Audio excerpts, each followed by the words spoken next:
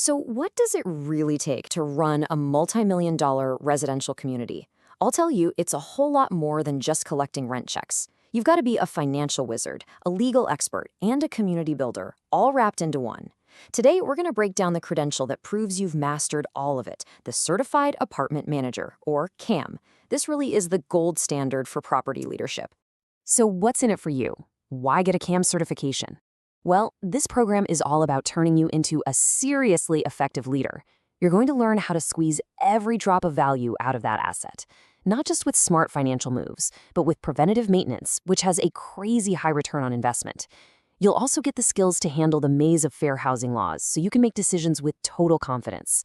And of course, a huge part of this is making life better for your residents, because happy residents stick around. Finally, you'll learn how to lead your teams, from your on-site staff to all your outside vendors, like a pro. You know, at its heart, the CAM credential is basically a promise. It's you telling the world that you're committed to protecting everyone involved: the public, your client who owns the property, and the physical building itself.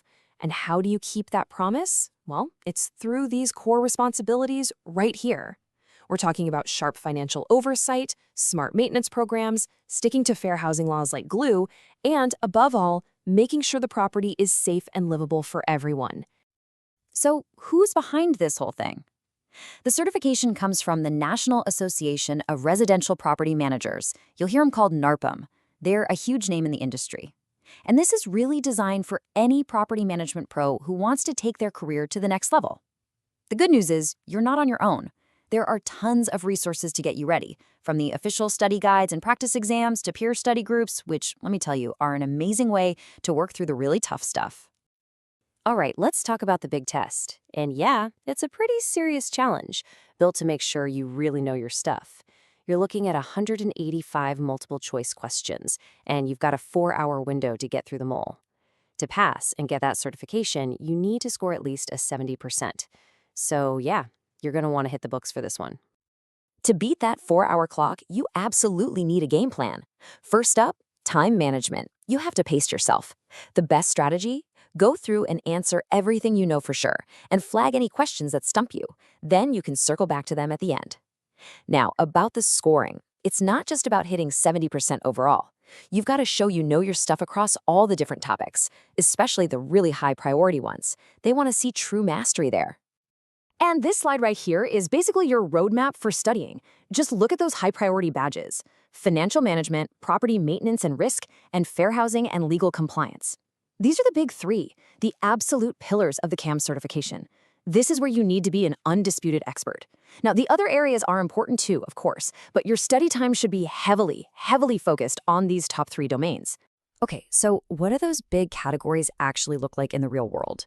This checklist breaks it down perfectly. We're not talking about abstract theories here, we're talking about things you actually have to do. Can you whip up an accurate financial report? Can you inspect the building envelope? You know, the outer shell that protects everything inside. Can you apply fair housing laws in a tricky screening situation? These are the real, tangible skills you have to master. All right, time for a little pop quiz. Let's walk through a scenario that happens all the time, and the stakes are super high. Imagine you're running a building with a rock-solid no pets policy. No exceptions. A new applicant comes in, they have a verified disability, and they have a request for an emotional support animal. What's the right move here? What are you legally required to do? Think about it. And the correct answer is B. You approve the request as a reasonable accommodation. And this right here is a perfect example of why this training is so critical. Your property's no pets policy does not, and I repeat, does not override federal fair housing law.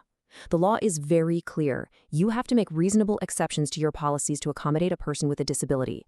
And for the record, no, you can't charge a pet deposit for them, and you can't require that the animal be trained as a service animal.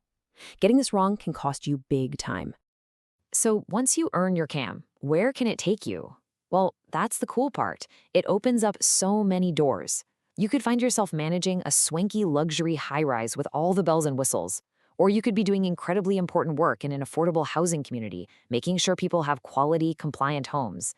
Maybe you'll oversee a big suburban garden complex, or even manage a whole portfolio of individual single-family homes. Each one is a totally different world, and the CAM prepares you for all of them.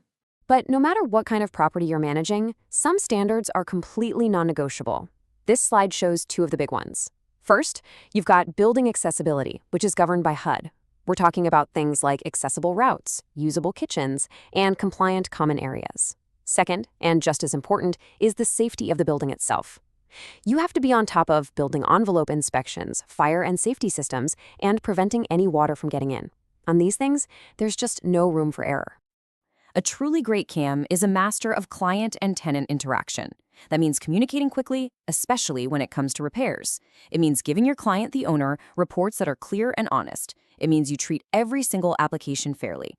And it all boils down to protecting people's privacy and just having a professional, respectful attitude with everyone. That's what builds trust. Now, let's talk about the ethical foundation that holds this whole profession up.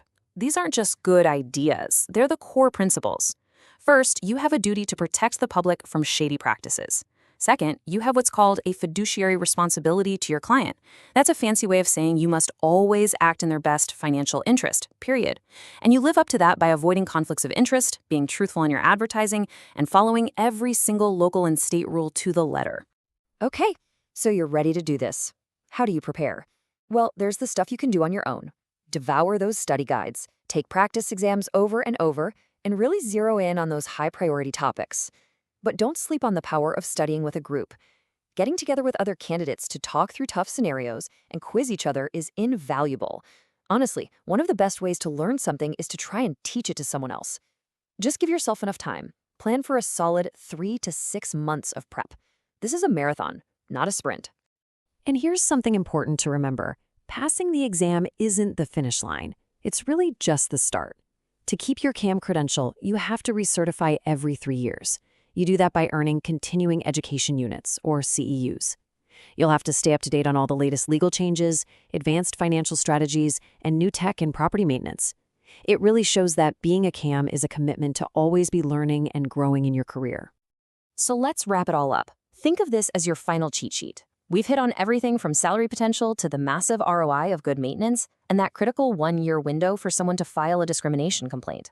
We've learned why your skills are so valuable, especially since most of a property's costs happen after a tenant leaves. It all comes down to those 5 key success factors at the bottom: ethics, compliance, finance, operations, and client relations. Master those, and you're not just managing a property anymore. You're a true leader. Your career in property leadership starts now.